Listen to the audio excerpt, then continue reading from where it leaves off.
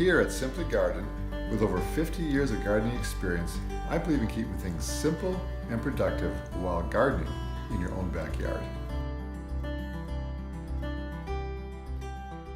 Planting on beans ready to be fertilized with some kind of granular fertilizer. I've used Soma before, and we've also used Gardens Alive. The mixture is pretty much a 4-3-1, 4 parts nitrogen, 3 parts phosphate, and 1 part potash, all derived from natural means of bone meal, kelp, blood meal, poultry manure, and soybean meal. So it's all for organic gardens, and we're going to go ahead and just sprinkle them lightly. They basically call for 1 cup per 25 feet a row. I've got 2 rows in here. Each row is about 13, 14 feet, so we'll just sprinkle them lightly. I was doing a little research about organic fertilizer today, and they said some fertilizers, actually I was reading on the Gardens Alive, this happens to be Gurneys, by the way, my apologies, this is Gurneys. Gurneys and Gardens Alive is the same company. Also Spring Hill Nurseries, and I believe Henry Fields are all one big company. But they have some good products.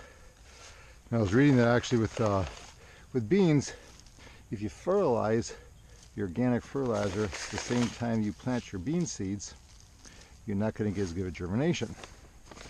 I go, well, there's a reason why I wasn't doing that.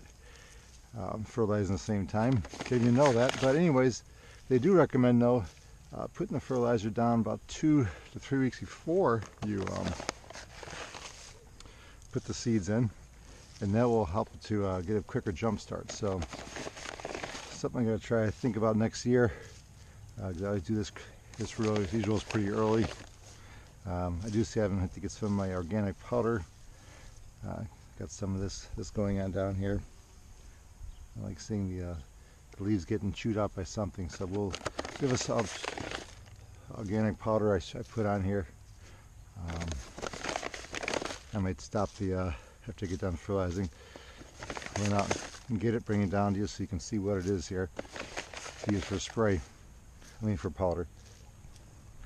So that's pretty much enough of that.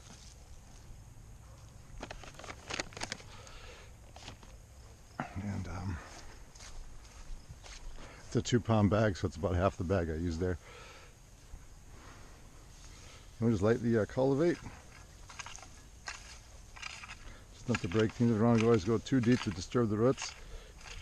And then I'm going to go ahead and put that powder stuff I'm talking about. I'll take a moment here to go grab it and so you can see what I'm talking about.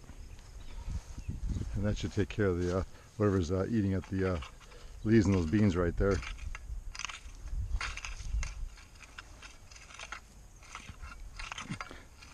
Now, if you saw my earlier video, but I had put in acorn squash back along the other side this year, so I gotta be very careful not to cultivate too far out. I'll hit those because the goal here is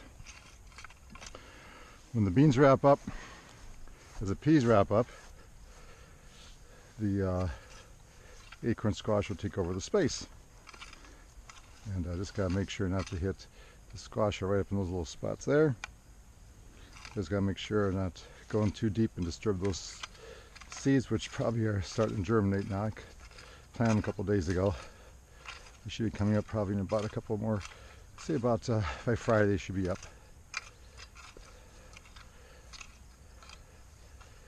Alright.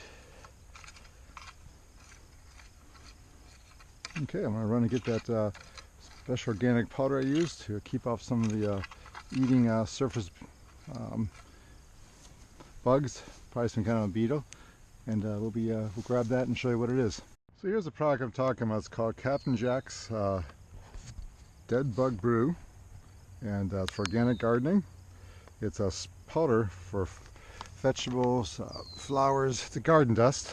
It's good for vegetables, berries, citrus, grapes, nuts, ornamentals. It kills bagworms, borers, beetles, caterpillars, codling moth, Japanese moth, Japanese beetles, loopers, leaf miners, spider mites, tent caterpillars, stripes, and many other pests listed on the bag, which I'm not going to read right now, but used for a couple of years. I used to have big problems with my pumpkins getting all full borers. Still got a few once in a while, the squash, but it certainly reduced down the problem. Also used to get problems with the beans, getting the bean beetles and In the fall there's another a little bug that comes along that eats the leaves right up. It's really helped reduce it back. So a few little problems here. I'm going to give it a quick little puff. This is basically the old this is a Gilmore Gardening and Innovation. Got this from a local garden center. I believe you can probably find these guys online. And so all they do is just basically, oops, a little heavy there, but there we go. And that's all we do. Nice and easy. And non-toxic. You don't want to breathe it in directly, but definitely does the trick and keeps the problem down. I'm also going to hit the spinach a moment here because there's another little bug that likes to come along and hit the spinach leaves. So this seems to do the trick too. Here we are. So that's how simple that is.